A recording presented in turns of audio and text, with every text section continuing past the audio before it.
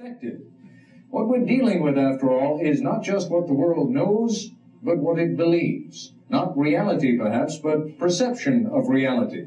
Where, amid official Soviet announcements, Western intelligence reports, and global rumors, where is the truth? My name is Edward Vajda, and I was a student in Moscow 25 years ago and wound up working as a translator and news analyst in the CBS News office during the Chernobyl crisis when the actual story happened. And so I was in the midst of that story, but I never got within 800 miles of the actual site, which is probably why I'm here today.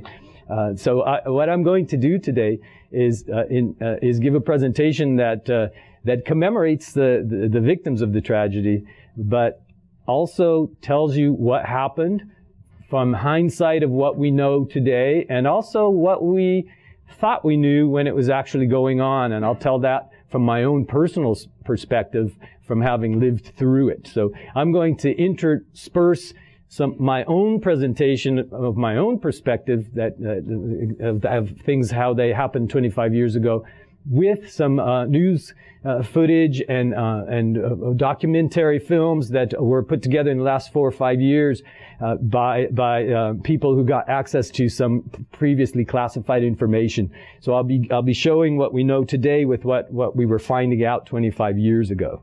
And so let's get started with that. I myself learned Russian because I was able to go to Russia when I was a late teenager. I lived in Russia in Leningrad State University for half a year and spoke only Russian and learned it like a native.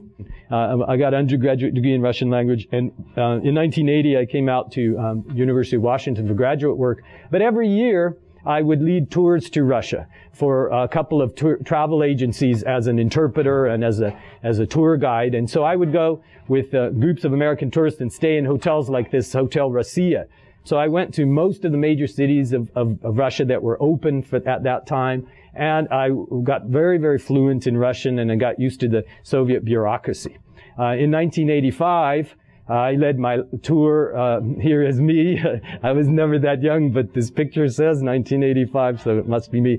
This was one of my tour groups in 1985. And after that tour, which went to the Baltics as well as Moscow and Leningrad, I turned around and went back to Russia in September 1985 and became a graduate student doing PhD research at Moscow State University. I got a scholarship from the U.S. government to do that. Working and living in Moscow State University. This little star was my room, 605 in Zone D. And I very much remember this room, which was much smaller than right here. This was the room, okay?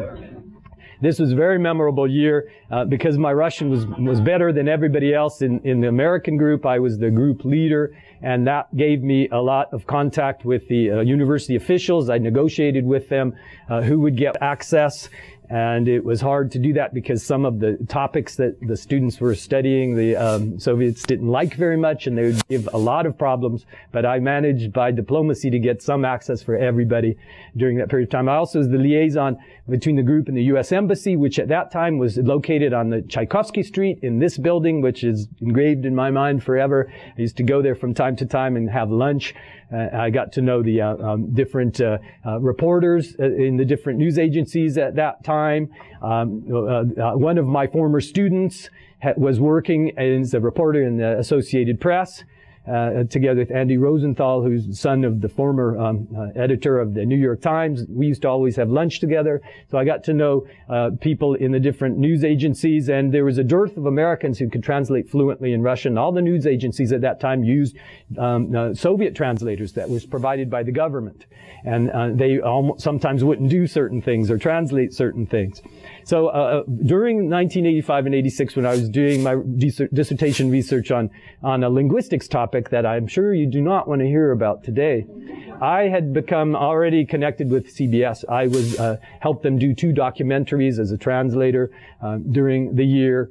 But I thought already in April 1986, that was all over, and it was a little over a month more I had of my stay, and I was very much looking forward to getting back home at that time. As the group leader, I had the only phone in my room, and you know, phones at that time had those two things, you know, you held them, and there was no internet.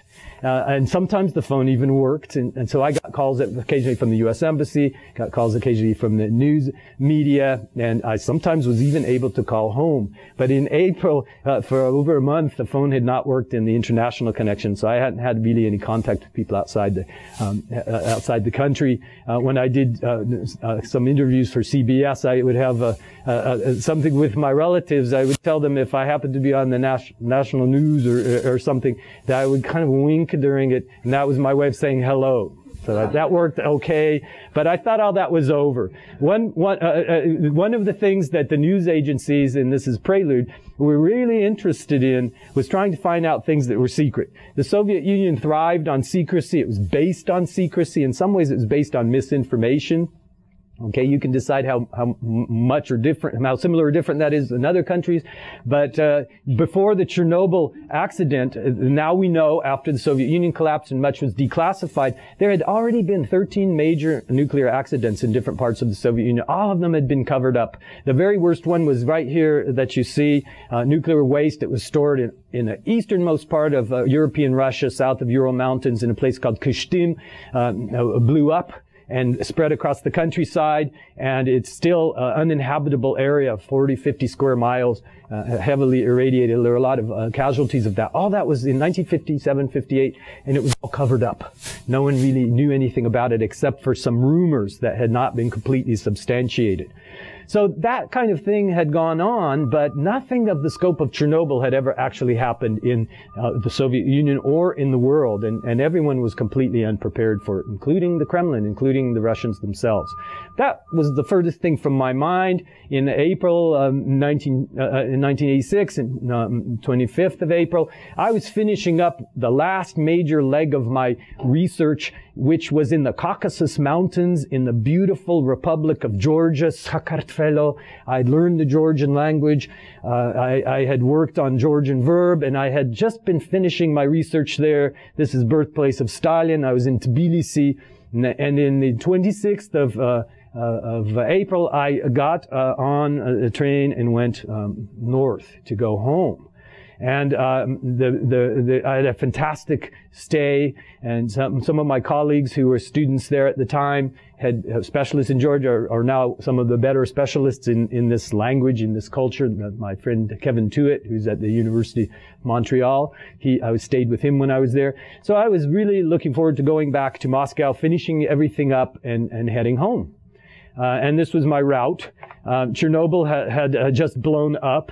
But I had no knowledge of that, and neither did almost anybody else. And I had taken 2 prize bottles of Georgian wine, Finandali and also Barakoni, red wine, to Moscow with me. And I got there on the 26th, the 27th, and we didn't really know about anything. But by the 28th, we started hearing rumors that there had been some kind of accident. There were some of my other colleagues who had come from the Baltic, and they had a rumor that they may have been involved in radiation. No one knew what was going on.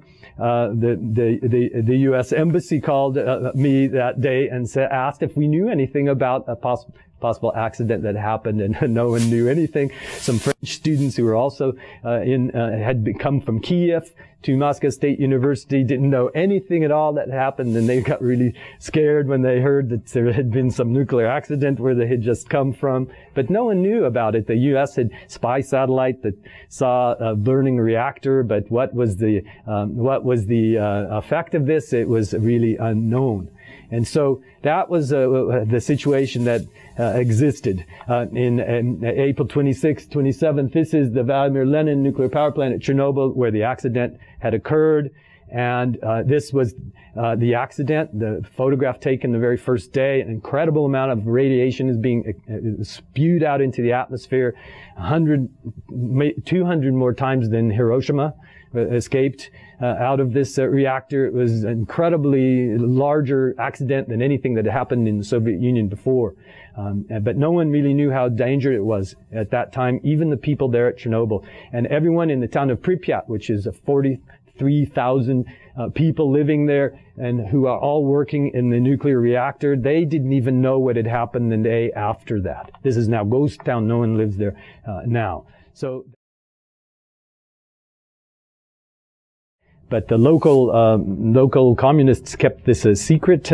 They didn't pass on the correct information to the Kremlin, and Gorbachev himself wasn't aware of what was going on. In reality, these huge chunks of graphite that had been blown out of the reactor were so radioactive that even a minute's contact with one of them would be enough to kill you.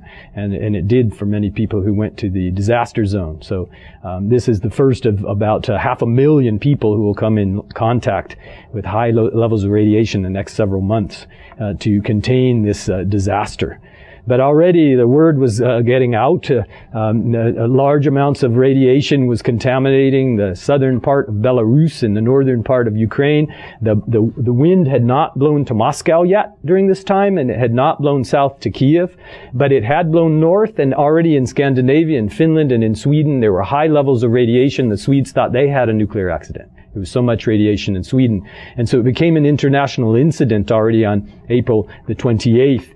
And so some American newspapers published stories that were completely false rumors that there had been an explosion that had killed 4,000 to 6,000 people outright. This was actually published in some American newspapers. The Soviet Union went into high gear of denial about that, which was true. That hadn't happened. But the radiation was spreading already very severely, and people in the West realized that some very significant disaster had happened.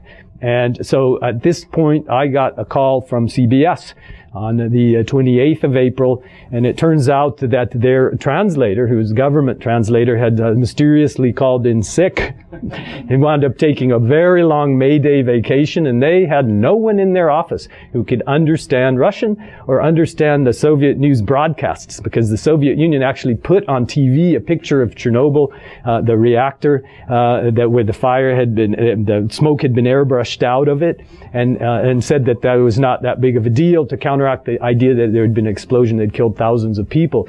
So the CBS asked if I wanted to come to work, and I said, in this kind of crazy crisis, when you don't know what's going on, maybe it's not so bad to be in the middle of a news organization. You might find things out faster. So I went to decide to go to work for them.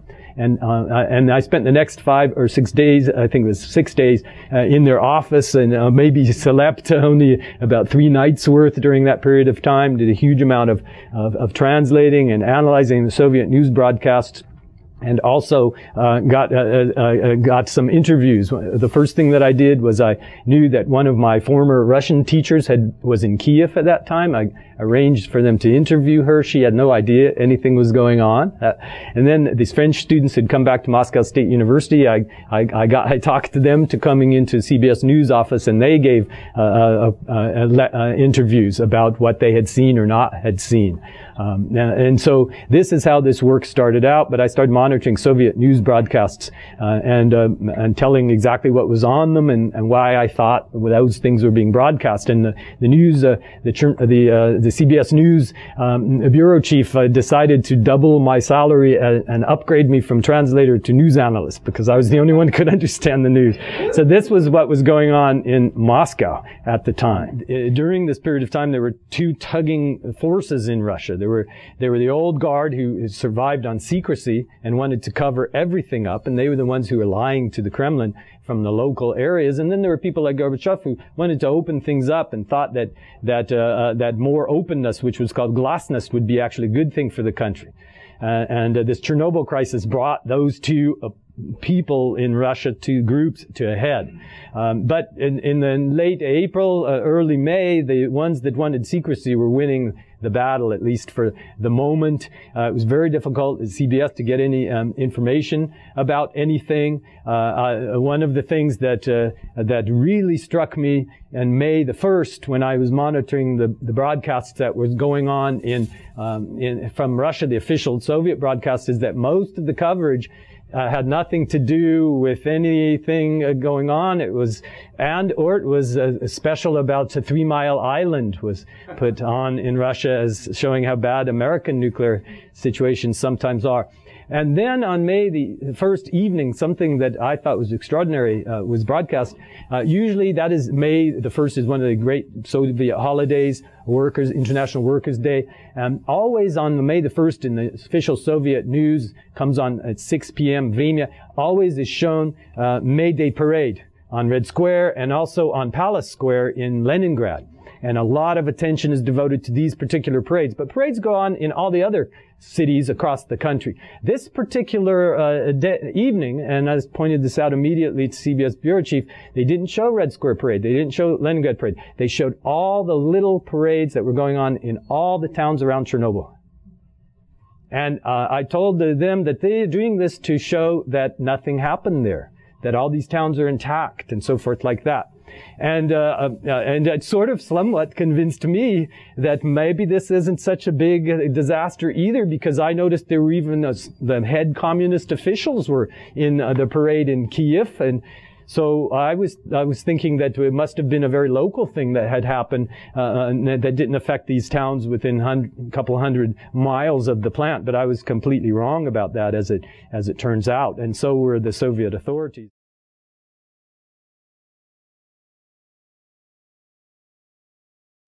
Of course, we didn't know what was going on either, but the May Day celebrations, if you want to call them that actually was a turning point, because on May the 2nd, it came to be known among a large number of people in the higher echelons of the Communist Party just how serious the radiation threat was and how serious the problem at the reactor was.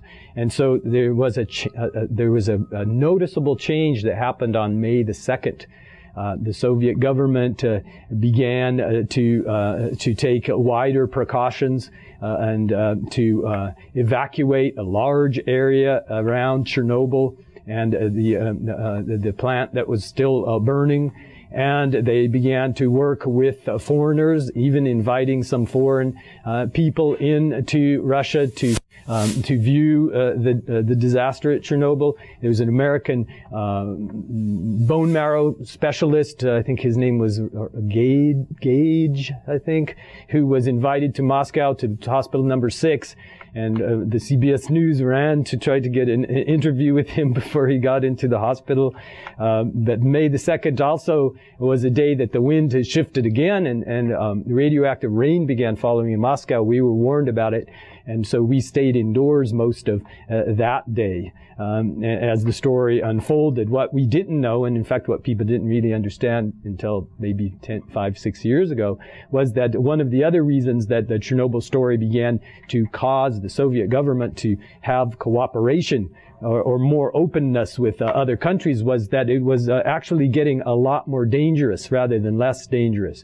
They evacuated this huge area, but they had already huge numbers of trains to evacuate far larger area, because it was found out that in the Chernobyl area, in the Chernobyl reactor, the magma, the meltdown of the actual material, the graphite and the uranium was melting down into the concrete beneath the reactor, and that area was completely covered with water that had been there since the fire was attempted to be put out the first day. But there was a huge amount of water, tons of it underneath the huge concrete slabs here. And if this magma were to get a large enough amount into the water, it could have set off another actual huge nuclear explosion. And the Gorbachev became aware of this, and huge efforts began to be made in order to prevent this from happening. Because if it happened, it would have leveled an area, vaporized an area that was much larger than the Chernobyl zone, and it would have made uninhabitable just vast area of Eastern Europe. So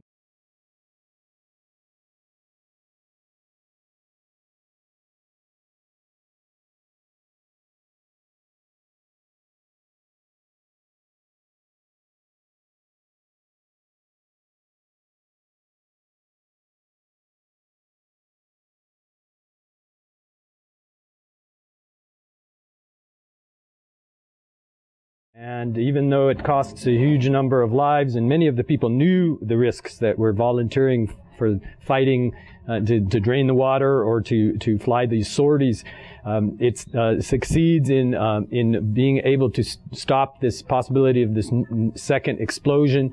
And in the next several months, a huge sarcophagus is built over top of the ruins of the reactor when the danger of an immediate explosion is already passed by many, many thousands of people sacrificing their lives to do it. And this is called sarcophagus, and it's still over top of the reactor.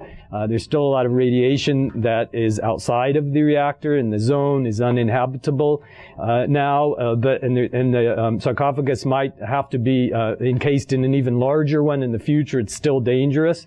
The effects of Chernobyl, extremely controversial because the Soviet Union collapsed and the governments of Belarus and Ukraine are poor. They don't have a lot of resources, and they weren't the governments that were there when the disaster occurred either. A lot of cancers, a lot of thyroid cancers, a lot of deformities, and there are parts of Europe where this is also the case, in places in Corsica, France, and in Bavaria. Also, even more than in some parts of the Soviet Union, you have effects of Chernobyl. The rates of cancers can be monitored, and it's shown that many, many people have suffered after the effects of the disaster. Some people claim that over 17 million people have been affected in one way or another in terms of their health as a result of the Chernobyl disaster. Some people claim that over 1 million people have died prematurely as a result of the effects of the disaster, and more will probably die in the coming years. We really just don't know. A lot of studies haven't been done at all. But one thing that is getting to be a consensus among historians is that Chernobyl marked a turning point in Soviet history. It's the time when the Soviets began to become open and admit things, even embarrassing things. It started the Soviet Union on a period of reform. People like Gorbachev got the upper hand. The hardliners lost their nerve. They lost their confidence. And this set in motion events that eventually led to the collapse of the Soviet Union. Chernobyl also cost a huge amount of money, an incredible amount of money, billions upon billions of rubles, eventually $250 billion in US dollars were spent somehow connected with Chernobyl. And this economic disaster was exacerbated by a real sharp drop in oil prices in the very late 1980s. And that precipitated also economic crisis in the Soviet Union that hastened the political unraveling of the country. The Chernobyl continues to be an unoccupied area, and maybe huge numbers of animals have returned to this area, and some of them seem to be thriving there, but people do not live there. The governments don't have the money to make new sarcophagus. This is how it will have to look. It will cost over $1 billion to make. And so Chernobyl is very much a legacy that is continuing. It's very important, one of the important events of the 20th century. And the lesson, when I decided to give this talk, I had no idea, this was in February, that there would be another nuclear disaster happening in Japan. I really don't have the expertise to compare Fukushima to Chernobyl at all. And maybe we don't even have the information to do so, even if we did have the expertise. But I can finish my own personal story. On May the 3rd, the Soviet translator miraculously got let back to work after his extended May Day vacation, because the Soviet government was trying to cooperate, at least to a certain point, with foreigners at this time. So that meant he kicked me out of his office in CBS News. And so I basically finished my work there. And in about 4 weeks later, I decided to take all the money that I had earned unexpectedly at CBS and to go on Trans-Siberian Railroad the opposite direction of Chernobyl, out of the country. And I toured southern Siberia, the cities that I were allowed to visit at that time, Mongolia, China, Tibet, and it really changed my research focus, because I became interested in inner and eastern and northern Asia, which I'd not been at that time. So kind of was a turning point in my life too. I also remember the day that I got back from CBS. I just finished breakfast and I got a call from the U.S. Embassy, and they said, Please don't drink the Moscow milk because it has been heavily contaminated by the rain that had fallen the day before. And I just finished a big glass of the Moscow milk. So I was not too happy about that. It was about 10 a.m. And there was my Georgian wine that I showed you at the beginning of this presentation. And all my friends had been telling me that it's very useful to have the red wine because it takes the radioactive strontium out of your system. And that sounded like a good idea to me. So we had already drank one of the bottles earlier as prophylactic, but I drank the whole bottle of red wine at 10 a.m. in the morning, feeling very happy with myself. Then suddenly the international telephone connection started working again. I got a call from my girlfriend, then been able to be in contact with for a month and a half. That seemed to have gone well. Then I got a call from an employer that my ability to finish the graduate school and be employed in the summer and the fall depended on this phone call, and I was not really in the best condition to do the phone call, but somehow it worked out. And that is what I'm able to tell you about Chernobyl, my own experience with it, which is kind of unique. I think it is a testimony that American students should try to master world languages, try to go on study abroad, try to get into experiences that will enrich their lives in terms of their education and also in terms of their personal growth. And you might wind up in a big story. You might wind up in a big part of history that you really didn't plan to be in. And if you do, you'll never forget it. So I think that our time is up, and thank you for your attention. All right.